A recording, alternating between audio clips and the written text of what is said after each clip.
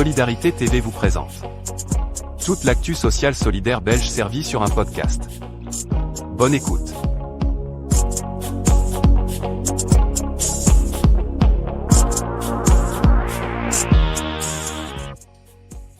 Puis-je être accompagné dans mes démarches au CPAS? Par qui et dans quel cas? Pour un rendez-vous avec l'assistante sociale, ou tout autre membre de l'administration. Rien dans les lois ne l'interdit, mais rien ne l'autorise explicitement non plus. L'attitude des différents CPAS et des assistants sociaux varie très fort à ce sujet.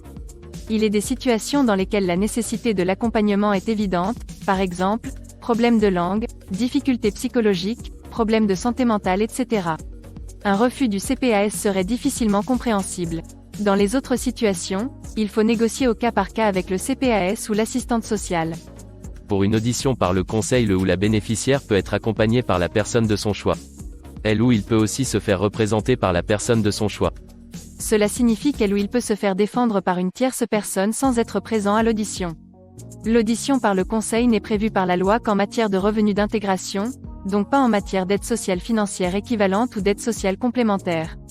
Elle s'applique aux matières suivantes: l'octroi, le refus ou la révision d'un revenu d'intégration, d'un projet individualisé d'intégration sociale, ou d'une intégration sociale par l'emploi, les sanctions, pour omission ou fausse déclaration, sanctions dans le cadre du projet individuel intégration sociale, la récupération à charge d'une personne qui a perçu le revenu d'intégration.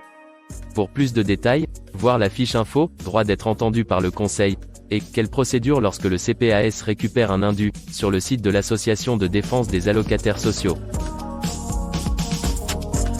C'était un podcast de Solidarité TV, n'hésitez pas à le partager sur les réseaux sociaux et retrouvez-nous sur Facebook, Instagram, Twitter et YouTube. Solidarité TV, c'est aussi un site internet, connectez-vous à notre adresse www.solidarité.tv.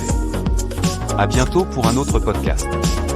Solidarité TV, Rome en Rome, et Belgique Info SDF, font partie de l'association Solidarité sur le bitume. Avec le soutien de l'ADAS et du Front commun des SDF.